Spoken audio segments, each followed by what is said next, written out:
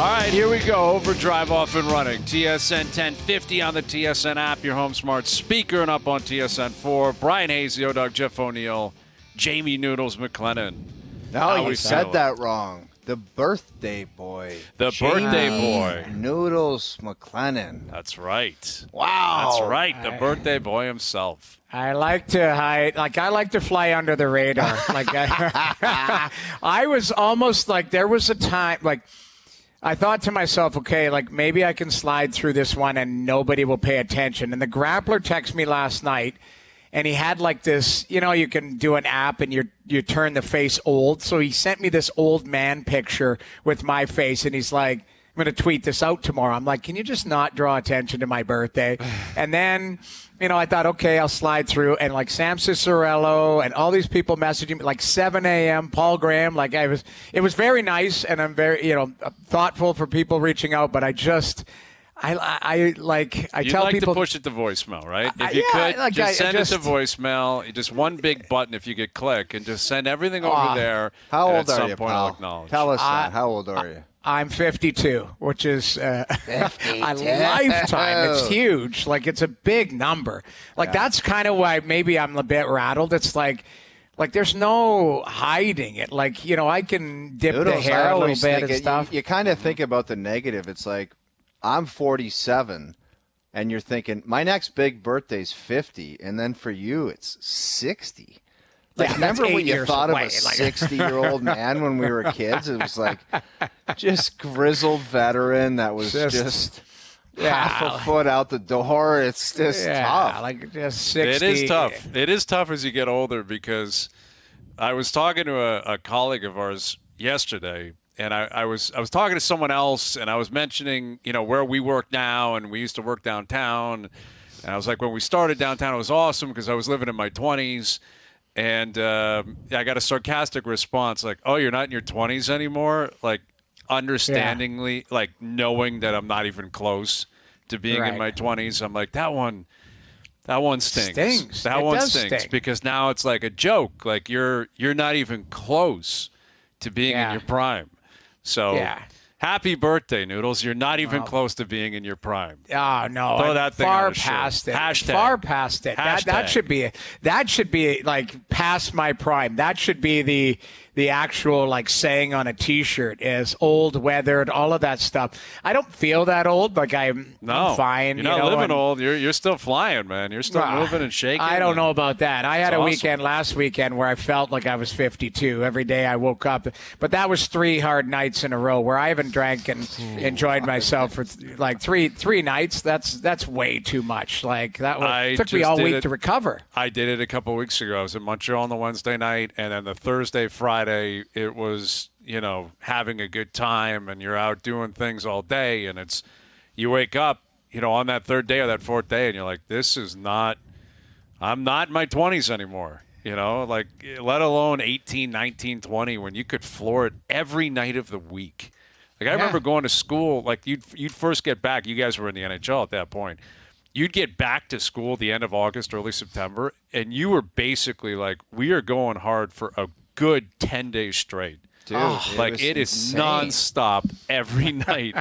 Go time. My first 10 years in the NHL, I did not go out night before the game. But if there was game and then 2 days off, you're having a fun night. It might not be floor it, but you're having a good time. Right. And I made it through those 10 years with massive nights, 4 in the morning, 3 in the morning, and I never once used an alarm clock. I just got up and it's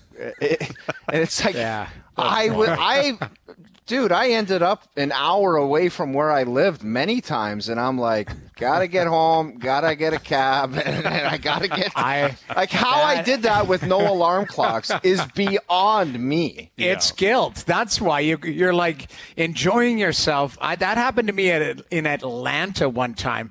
I ended up in Buckhead. It was some crazy, party in a college party, I was not a college student, put it that way.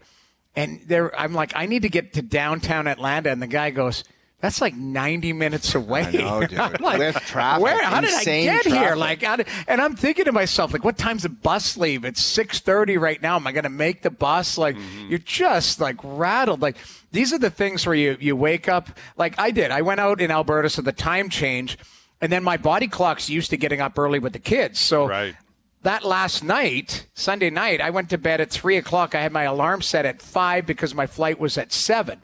So it was like I had 2 hours sleep, and then I slept on I felt bad for the guy that sat next to me in the plane because it was not a good thing. No. Like, that's what I look like right there. That's how I feel right now. That's how I feel right now. That is such an unnecessary. That guy just looks like get your ass to bed, no dinner, and be quiet. Yeah, that guy has nothing fun in his house. He's got looks like Top Step Tony. Yeah, he looks like Top Step Tony. He Put looks it up again. I want to see. Look at that is Top there Step he is, Tony. Top Step Tony. With the starting pitcher is just garbage. So miserable. Yeah. So miserable. Well, I don't know. Like, I'm trying to think today. Like, I told you guys all hell was going to start to break loose. We're seeing some buyouts and stuff. I don't know what's getting there. We're seeing buyouts. Yeah, like that is a sign of where we're at in the National Hockey League, where buyouts have supplied probably the most, intrigue and discussion because of the names we're talking about here. These are not guys that are peripheral players. We're talking Blake Wheeler, the longest standing player in Jets history, the former captain. Matt Duchene, like a really good player for a long time. And it's this is the position the NHL's found themselves in. To be fair, COVID has factored in clearly. Like COVID threw the whole economic system a curveball, and as a result, they've had to adjust on the fly. And as a result, the salary cap has not adjusted, and there has not been an ability to find any flexibility. But the idea that you have all these no-trade clauses, you got all these teams up against the cap, you got all these teams concerned about their own players and trying to sign their own players, you got a logjam right now. You've got a lot of inactive teams who I don't believe want to be inactive, but they don't feel like they have another choice. And I was thinking about that with the Nylander situation because – again, I was on with Cause earlier, and I am a little bit surprised considering the way this market can react to almost anything, right? You could a compensatory pick could be traded. People are going to be freaking out. A percentage of the fan base will have a hot take on that. How do you give up a future asset, But Austin Matthews is a day out from being a year out, and I don't sense anybody's nervous. Right. And I think that's probably because I think the Leafs have been leaking stuff, and I think the Matthews camp have been leaking stuff. And it seems like all of the insiders, everyone tapped in, has effectively told people, don't worry about it, it's going to happen. But it hasn't happened, and there's no guarantees it will happen tomorrow. And I think if you had told me that 6 months ago, I wouldn't believe it. Just the thing, Hayes, it has to happen after July 1st. Yes, he can't sign officially until tomorrow, but it could be all done right now, right? Like you could have it all finished.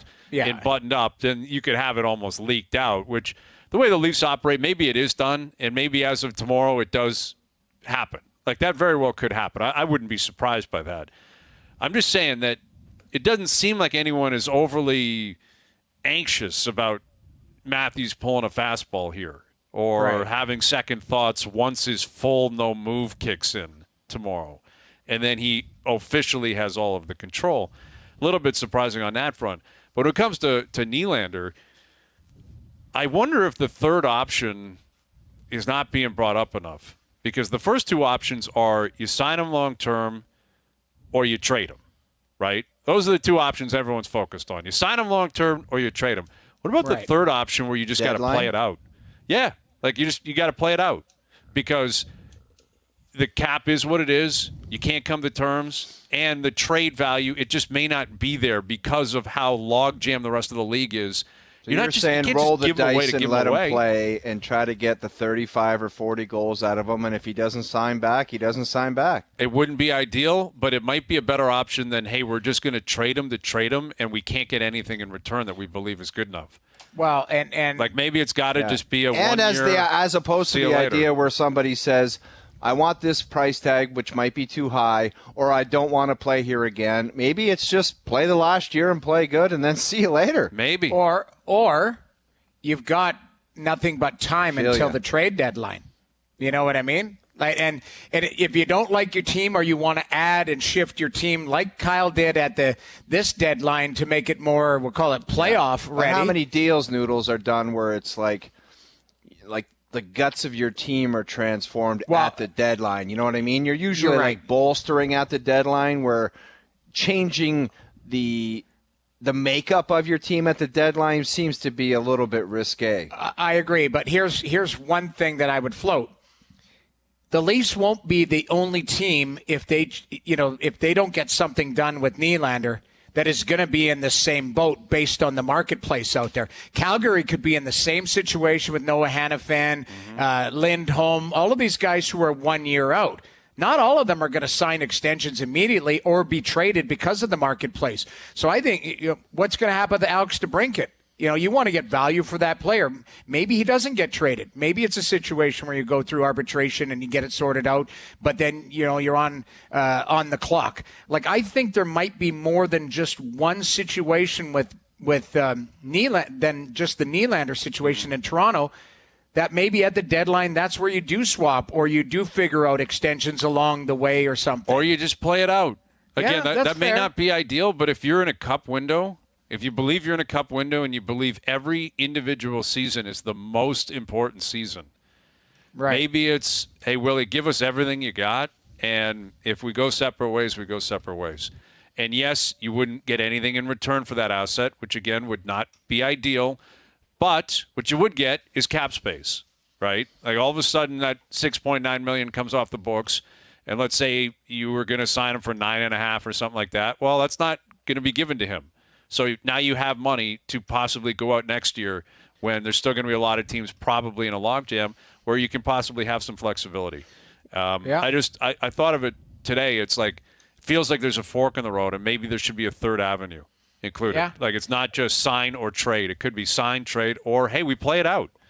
You play it out. He doesn't have a great year? Like, that's the other thing too. Like, what if he? I don't even know what the number he wants. But I'm assuming it's north of 10. So let's just say it's that. Okay. But let's just say the Leafs are willing to go, and I'm just speculating, they're willing to go to 9. And why does he deserve more money than Timo Meier or Pierre-Luc Dubois? It's not about deserve. It's not about deserve. It's why does Mitch Marner make more than Kucherov and Point and Rantanen and because the Leafs are the Leafs, and that's why, because they jammed themselves so long, like 4 or 5 years ago. Let's not go back there. What I'm saying is, you're right, but let's say they're $2 million apart, just for argument's sake. You let him play it out. He might either add to his value or be able to push that to a double-digit number, or if he has just an 80-point season. And the marketplace is, hey, there's 9 waiting for you here next summer too, and you can go somewhere else, so you can come here. Now that I thought about Hayes' third option, guys, I would trade him immediately if those are the numbers he's tossing around, because I wouldn't want to take the chance of him and his brains thinking, I'm not committed to this team, I'm not going to be long term, so why would I put my best foot forward? It would be gone immediately. Well, I have no idea why that wouldn't be the only play. But what do you think you're going to get for him? I don't know. That would be my concern, is you're looking at what's happening. No kidding. And some other team on the other end is going to say, you want an extension at $10 million a year? Are you high? Right. No way. Well, he's not going to get that anywhere else. Unless they covet him. That's the thing. If they go, you know what, we've got a number 1 right winger spot that we would like to fill. He seems to fill that. We've got a guy again, it might be a scenario where it is a perfect fit, but it doesn't have to be done, to your point, Brian, tomorrow. It doesn't have to be done immediately. What team have you ever heard covet him? You ever heard somebody that just covets him and they're dying to get their hands on him? There would be teams. You know what? There would be teams. Player. He's a very good player. There would definitely be teams. He's never been available, to our knowledge. Right. And that being said, though, there is a marketplace. But what if the marketplace is for, a defenseman? And now it becomes. Is it a 1-for-1? Is it Adam Larson for Taylor Hall? Exactly. But again, he's not what Taylor Hall. I don't know if I love that option. But I just feel like you've got options. he doesn't have you over a barrel yet. You still have him. Yeah, you do. You have the player and his services. Right. But what I will say about William Nylander is what the way he went about his RFA situation, I don't think Willie and his camp, they're not going to be bullied into anything.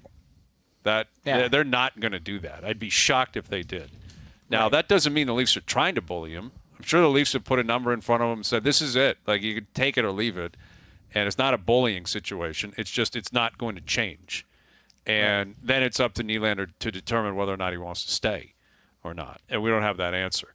But I don't think, like, Willie sat in Stockholm until there was 5 minutes left. I think it was middle of December, dude. It was the end of the deadline. It was November 30th, I think it was. And it had to be done by 5 p.m. on November 30th. I remember they were playing in Minnesota. Maybe it was December, the end of December. And he was going to lose the whole season if he didn't sign. And they finally got the deal done within, like, seconds of it expiring. Yeah. Like, that's what he was willing to do when he was a restricted free agent. He's not going to buckle or capitulate when he's a year out from unrestricted free agency. I just don't see it with the way he operates and what he's proven he's willing to do in the past. Yeah. And he's got a 10-team no trade that kicks in tomorrow. Now, 10-team is not, it's not the be-all and end-all. You still got 21 other teams you can flip them to. But I'm sure he's probably manipulated the teams thinking, okay, this is where I might want to go so I can keep control of the process. Well, it would be a very simple process. You can have the Meyer deal. You can have that. Or we're doing something else. Yeah. That's all that it is. It's the Meyer deal. It's the Timo Meyer deal. So Meyer's 8.8, so you round up, say it's 9. That's basically... No. It's the Meyer right now, deal. He's getting something with a 9 in it. I'm telling you right now. I don't think he's a double-digit player, but I think he can argue that, yes, he got 40, Meyer got 40. He's a different type of player. Like, Meyer is more physical. Nylander, I don't care. It's a fair comparison. Meyer is a great player. He's a goal scorer, blah, blah, blah. There's his contract. If you want the same thing, have it. If not, we're trading you. Yeah. It's very cut and dry. I like the way you're operating. I'd like to see that. I'd like that. It's not that hard. There's a good player. It's a comparable. That's what he made. I don't care what the other guys on the team make or what you think you're getting. That's the deal. If not, you're being traded ASAP. I totally agree with you. But then you've got to follow through on the threat, and that's what I'm trying to get to here. It's not hard to do that, Brian. It's not very hard. To trade him? It's not hard to trade him, but it may be hard to actually get value for him when you look what's happening what is around value the league. When you've only won one round with all these guys? What do you declare as value? Away. Why would you just give him away? That's silly. I understand that. But the idea of being scared of, like, a defenseman for this guy, it's like, what are you afraid of? Them losing in the first round? It's just like, that's what they do with them all. Yeah, well, valid, but you'd be afraid of getting fleeced. Is what you'd be afraid. Well, you obviously can't get fleeced. Me as the GM, I'm not getting fleeced on this deal. No? But here's the really? thing. You think you'd fleece me on a trade? No, I think I'd absolutely Okay, propose something. Hold on. Well, who am I representing? Why don't you talk privately with Noodles and you come up with something to see if let's get Who this do I idiot. represent? What team am I? No, you're trying to fleece me, so you can talk with Noodles privately and say, let's say if this idiot O-Dog will accept this trade, and you guys can declare that as a fleecing. Sure. Just quickly, though. You make a good point, Everyone's so afraid to lose a trade. What are you afraid of? Vegas puts their hand up every year and goes, you know what? Riley Smith, you're out. They won the Vegas said, we can't. Riley Smith, we can't do it. But leading up to they that, got a cup and they won the trades. They win the trades, right. Vegas. But what I'm saying is, that's not their attitude that we're okay with losing. They're the complete opposite. The fighting on the last day. Did not expect the fighting on the last day. This is spirited debate, and I love it. But this is what I guarantee is going on behind closed doors in 32 managerial rooms. They're having spirited debates about salary cap, about players overvaluing, falling in love with your players. Vegas, you're right. They won trades, but. Pacioretty for Nick Suzuki. They've lost some too. It doesn't matter. They keep going. Yes. They keep going, and the point being is they're bold and not shy to do it. Here, what O's saying is scared to lose Nylander because of what? Of all the success in the playoffs? But that. Again, you can't use Vegas as the example because I don't get the impression like they make these trades because they're up against the barrel. This is a different situation. Right. This is Willie not accepting what you want, so then you're flipping him. So you're flipping him out of spite in a way. You're flipping him thinking we have to do it. Vegas doesn't operate that way, right? Like Riley Smith, it was stealth, but they had the Barbashev deal done already. That's why Riley Smith got dealt, not because it was cavalier. It was, all right, Smith, you got to go because we have 5 years at 5 for Barbashev. We like him more. If there's a guy they like more than Willie, go ahead.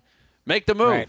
Do it, but that's not the same context. Like the Leafs, the way you're phrasing it is just get rid of them. Well, you can't do that. Well, you can't just get rid of them because you're mad. No, you won't accept what you're taking. I'm not phrasing it. What I'm saying is not being shy to make a trade and go, you know what, we've got to take a swing here. Like, I'm all for that. I'm all for that. But do it because you believe you should, not because Willie said no to you. Like, because that's what's going to happen here. They want to keep Nylander. It'd be totally different if the whole time they're like, we're not signing this guy. We're flipping him. Like, he's going because we're going to change. But they're not. They're begging him to stay, and he's not going to take their deal, or it sounds that way. But this is the thing. They might have, in their mind, said, if there is going to be a change, it's going to be in that situation because we might not be able to get him done. So they might be shopping him right now, and we don't know that. I'm sure they are, considering the circumstances. But I wouldn't be surprised if they wanted to know what was out there. If they think that they're going to pay, Nylander 9 or 10 or whatever, Matt Duchene just became available. Guy scored 42 2 years ago. He's 31 years old. You're going to get him pennies on the dollar, and you might be able to add a couple more on the depth. Mm-hmm. Now, again, that doesn't replace Nylander, but it might round out your group. And I'm just trying to be creative in certain situations. Imagine that guy Duchene, not like that buyout, and someone's probably going to give him 5 or 6. Well, I mean, the buyout's not huge. I was looking at it because it was front loaded. He's getting like 1.5 a year for the next 6 years. Yeah, but the cap hit is pretty. Cap hit's huge, but I'm talking real. Yeah. It goes 1.5 and then 5 and then 6 and then back down to 1.5. Scales up and down. $6 million dead cap. Yeah, that's the Suter and Parisi looking type of thing for a second there. Mm-hmm. But that's a bold move by Barry Trotz, basically saying to his group, Ryan Johansson, I got to get you out of here. Like, I will pay to get you out of here. Same thing with Matt Duchene. Paying Noodles, to get you out of here. It's admitting errors. It's not looking at the guys that you made mistakes on long term and continuing to buy into the fact that they're going to get the job done for you. It's saying this team, the way it's constructed, will never win. So, unfortunately, there's been some errors, and I got to come in and clean it up. Because I'm not going to sit here and trick the fan base into saying, you guys are good enough to get the job done. That's all it is. And we're moving on from it. Well, yeah. In a way, it's a backhanded smack at David Poile on the way out, too. It's all Barry Trotz saying, hey, well, yeah, it's like, David, you're a great guy and everything, but what you did with this I got to fix it. I got to fix it. It's just like any other big business, man. Somebody screws up, you got to fix it. It doesn't matter how you do it or what it costs. You got to fix it. Mm-hmm. And ultimately, those players got to own that. Like, Matt Duchene, if he was so coveted by them that he's playing for the Predators next year at $8 million. Not the case. That player's got to own that, and somebody's going to get a pretty good player for pennies on the dollar based on that buyout. And I don't know if people saw that coming. Like, I don't know if the league, maybe they were shopping him. Obviously, they were shopping him at the draft, so managers would know, but nobody in the league kind of picked up on that, the insiders. And there's the buyout there. Joe from the Bridge put that up. Look at the names that have gone for simply to get rid of them because of their cap. Like Taylor Hall, Kevin Hayes, Johansson, now Duchene, I guess Foligno. Even that Josh Bailey kid, too. Josh Bailey, Kaylor Yamamoto. Detroit just got him and bought him out. I thought about this. See you later.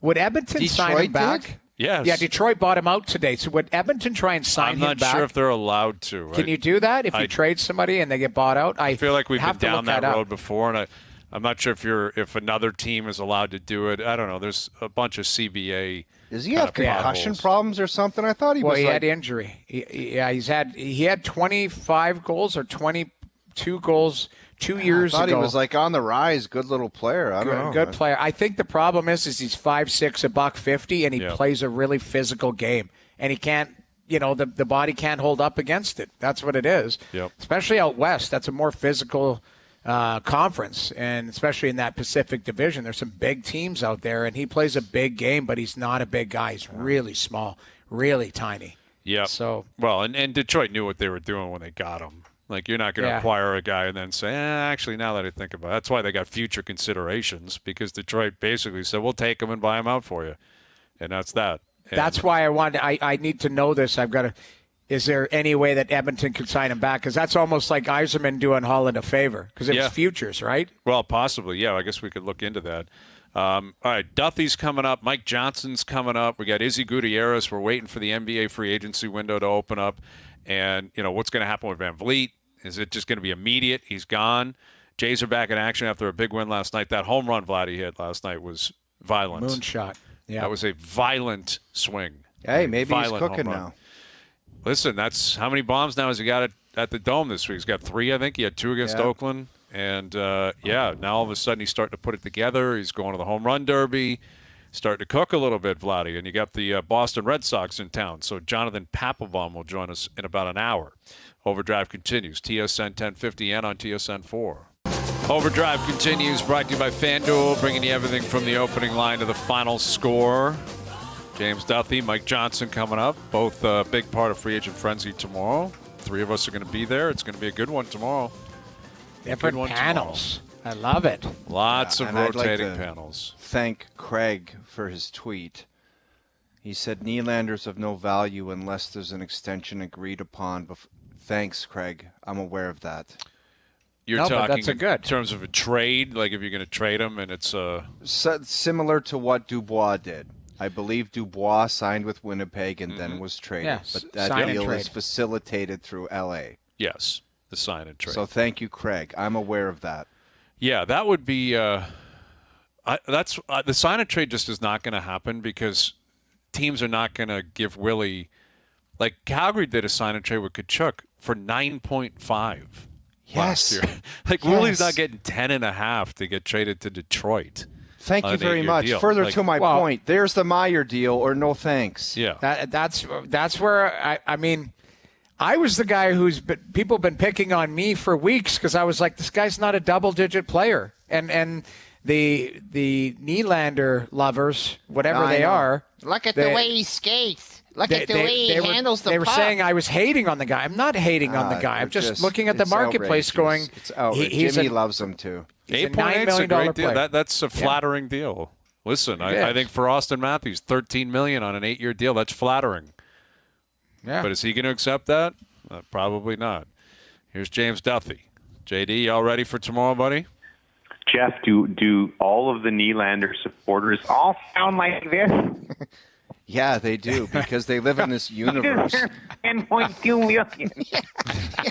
That's what they sound like. Every Nylander fan out there is like this.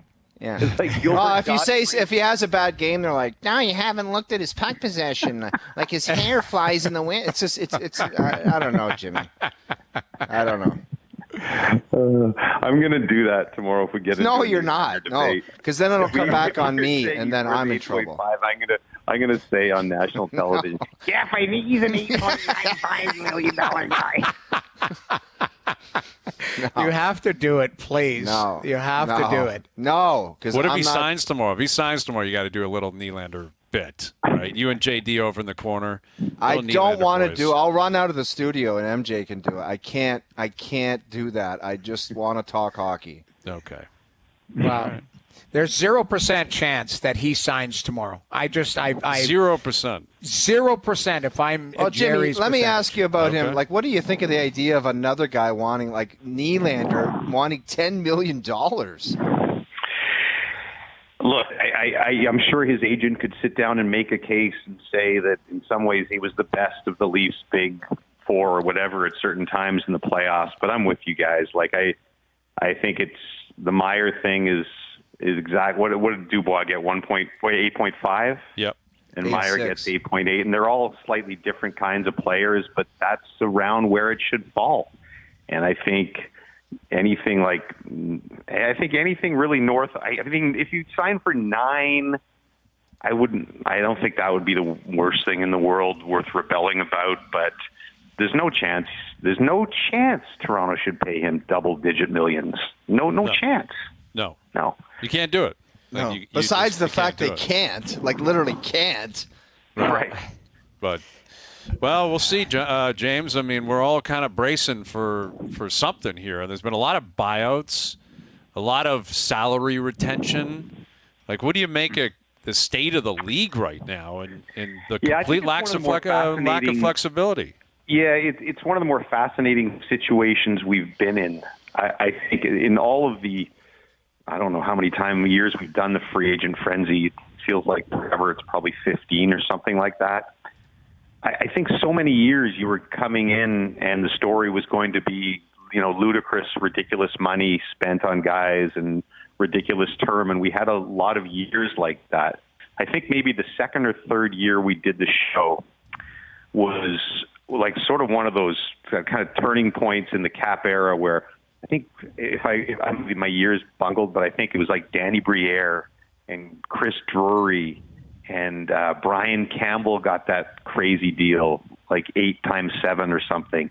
And it was just July 1st became the day where people just spent ludicrous amounts of money. And I think this is, it's all been sort of coming to a head with so many teams in difficult positions. But I don't remember a year where it's the opposite, where they're having trouble finding markets for good players. Hellebuck's probably the poster boy for all of this. You have a guy who's is a Vezina candidate again this year, and there's only a couple teams that could actually take him, and even they are having trouble trying to figure out how to pay him a lot of money. So I think in many ways that'll be the story of tomorrow is, even there's a lot of guys today. We're going to have more free agents than we see on our current free agent list because there's a lot of guys that haven't been extended qualifying offers. So there's a lot of RFAs that are going to be free agents tomorrow. I think Nashville maybe qualified something like 3 of 9 or something. I'll have those numbers off, but there'll be a lot of other young players out there available. So I think that is sort of the biggest deal. The bigger stories are the guys that have to get signed that are 1 year away, free agents like Matthews and Nylander. And the other story is just going to be that people just don't have crazy money to spend, and it's going to hold up the trade market. And I just think the finances have become the story, and the binds that teams are in are the bigger story, I think, than in past years when it was just ludicrous contracts thrown around.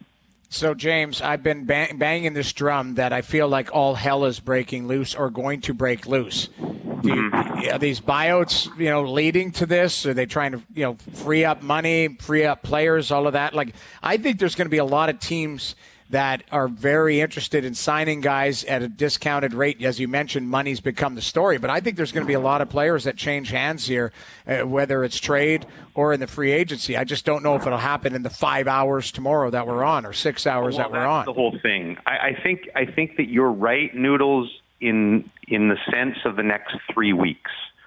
I think selfishly, all I care about is 11 a.m. to 5 p.m. tomorrow. And I have no shame in admitting that. And I really would love to see some of that chaos that you're hoping for happen in that time frame.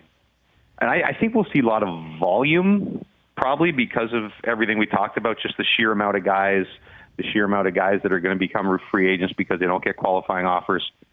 So I think there'll be tons that happen tomorrow. I'm not sure we'll see, the chaos in terms of major trades tomorrow in that window, which will be a shame. Jim, what's your nightmare scenario and your fantasy scenario? My fantasy scenario, O-Dog, would be, well, first of all, your reaction after Willie gets 11.4 times 8. No, you don't want that. That's not a fantasy of anyone, so you don't want that. I guess my nightmare scenario would be akin to the draft was a nightmare scenario. Our colleagues at the other network were doing it. And, I hosted so many drafts where there's so much trade talk coming up, and an hour before the draft, you think there's going to be 4 blockbusters. And then, this was the deadest of the dead where absolutely nothing happened. Nobody even moved up or down.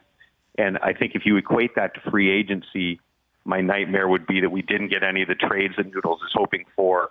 And, the big news on the day is, Alex Killorn getting a 2-year deal and Jason Zucker and, Max Domi and things like that. And that we don't get any, anything of real significance. Look, this isn't the most star-studded free agent list we've ever had for sure, right? It's kind of a B movie, I think would be my equation for Noodles, the movie fan, right?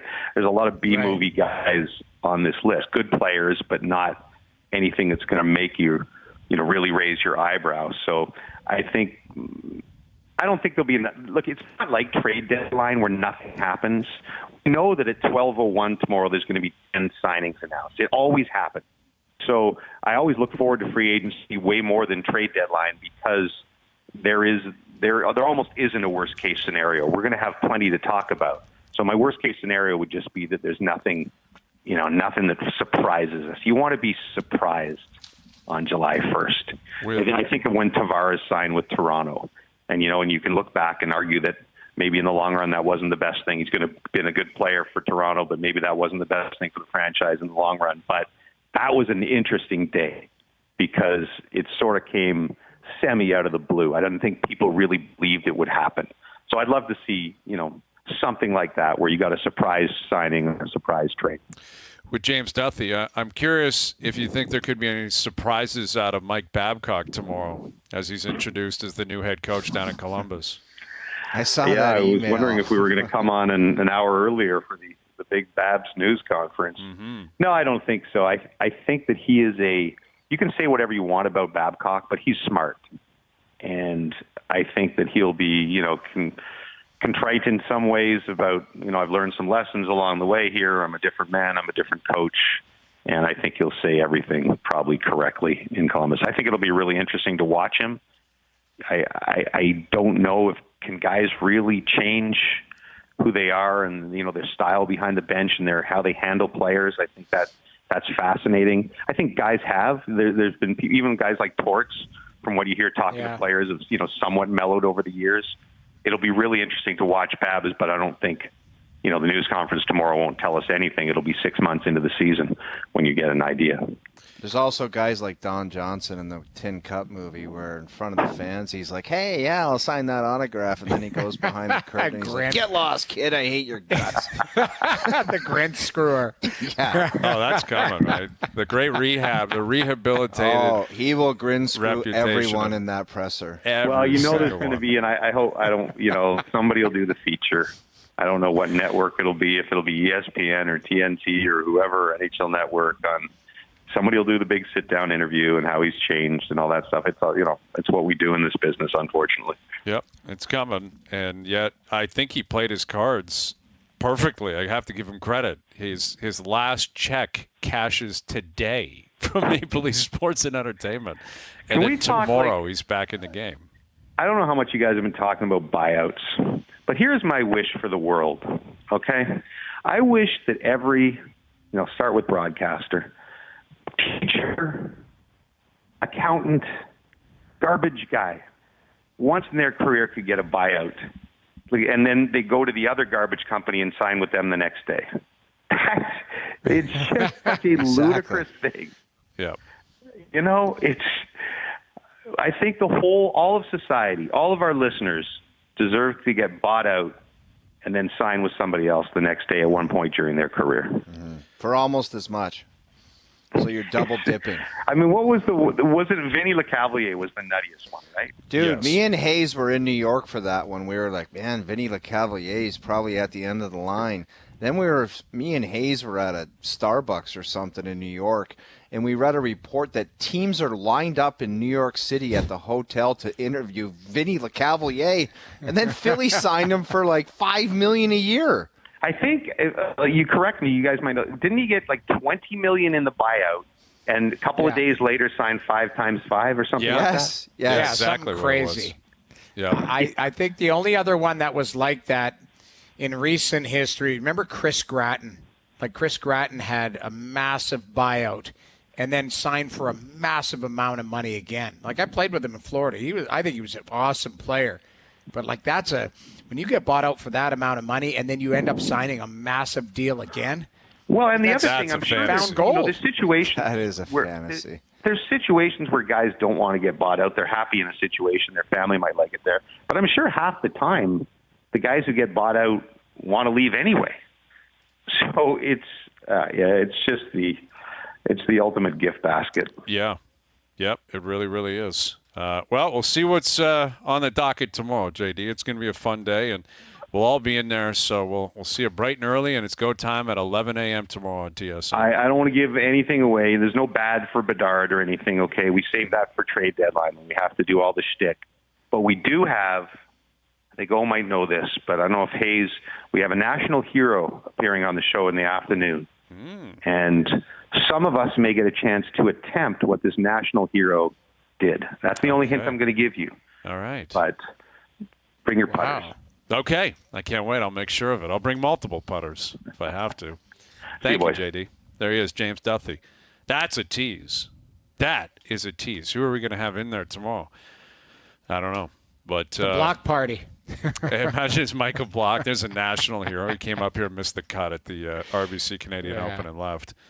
Yeah, you don't hear too much about the Block party trying to go to the Open Championship, right? You don't hear too much about him flying overseas and playing in the Scottish Open or anything like that. Yeah, pretty quiet for the Block party. 11 a.m. to 5 p.m. tomorrow. Free Agent Frenzy on TSN. It's going to be a good one. Hour 2 around the corner. Mike Johnson will join us. Jonathan Papelbon back into the Jays win last night. What Chris Bassett was all up to last night on the mound. Man, he pitched his he pitched the lights out last night. He was outstanding. So we'll get into that and start teeing up the series with the Red Sox in town. Overdrive continues. TSN 1050 and on TSN 4. All right, so NBA free agency about to start up. We got the NHL free agency about to start up.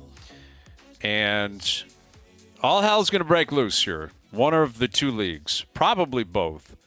But as for the Leafs, it feels like it's more about the Matthews and Nylander situation. And as for the Raptors, it's really all about Fred VanVleet. That's what it seems like. Is he going to take the money out of Houston, or can the Raptors possibly get to him and try to convince him to stick around, maybe give him a 4th year, 3 or 4 year deal at about 30, 31, 32 million a year? Massive amount of money. What would you do from the team's perspective? Would you say he's valuable enough you got to keep him around, or you would want to? I would, if you feel like you're coming back with Siakam and Anunoby and you're going to sign Pirtle, then I think it's integral that you have VanVleet. Now, I don't think that's a championship team. I don't believe it is. But I think it may be a good enough team with the new coach, new vision, some improvements off the bench, where maybe they can win 45, 47, 48 games. Is that 5th in the East? Maybe. Like that's it though. That's all you're going to get. But I don't get the impression like Masai Ujiri at any point in his run here, and I don't think it's going to change tonight, wants to just bottom out, and just be terrible. So if you're going to go for it, on the opposite, what's the sense of prepping and putting effort and money into being the 5th best team in the East? I guess his argument would be it's better than being the 10th or 12th or 15th. There's arguments to all of the cases. Exactly, and I think it comes down to reading the tea leaves, and his philosophy is always be trying to get better, always try to grow. And last year was a down year, and yet they probably look at it and say Nick Nurse may have been responsible for some of that. Scotty Barnes had a down year. Maybe if he really bounces back and is a lot better, find some depth, like that's the glass half full. Glass half full is if they believe they're going to try to stay competitive, then I think Fred VanVleet is an integral part of that, because they're not going to improve on him. They're not going to get a better player at that position than Fred. So I'm guessing they're going to put their chips in the middle, but it's kind of like Nylander. Like it's only so far you can go. You can't just give the guy $40 million to give him $40 million. They're not going to do that. They can't afford to. They got a cap. Like they got to work standards. under it. I mean, exactly. I mean, hockey, you got the cap, and basketball, you've got to figure out what the top end is for your salary structure. So exactly. You're right. And might just be that Fred just goes, hey, I'm going and I'm collecting $84 million, and we'll see you in a couple of years. Maybe he wants to change. And if he wants to change, then it's over anyway. It's a moot point. It's over anyway. Exactly. Some reports out there, the NBA might review flops next year, which that's all we need. It's more reviewing. And that would be purely a subjective review. Because sure, there are some flops that are egregious to the point where you, like, it's so obvious. You look at it, you're like, that's just fake. Yeah, exactly. You didn't even get touched. Yeah, but how are you ever going to be able to truly judge? Exactly. And that's what's going to happen. People are going to go nuts because they're going to say, who are you to determine now that you looked at it, that guy wasn't actually And you're going to have some moron that gets steamrolled, and some ref's going to say, that was a flop. And it's like, what are you talking about? Exactly. Yeah, that is. Like, this is reviewing flops is so stupid. So stupid. But I knew it once the door opened, right? Review everything. Hey, let's review if the puck was dropped properly. Let's go back and look at that. Did it hit the dot right in the middle? No, replay. Like, that's what's coming. I think what it does is it shines a light on the integrity of guys throwing themselves around. That's the problem. Like, I think it's embarrassing for everybody involved if somebody who flaps around and doesn't get touched or didn't get high stuck in basketball, didn't get touched and throws himself on the court. Mm-hmm. To me, that's what you got to try and clamp down on. Maybe it's the league after just sends that guy and you're fined or you're on the books type of thing. That's what I'm saying. There's got to be another way to rectify it as opposed to slowing the game down again, stopping it again. Review process. It's got to come to an end. Hour 2 coming up. Jonathan Papelbon on Jays Red Sox start tonight down at the Dome, and Mike Johnson will join us. OverDrive continues, TSN 1050 and on TSN 4.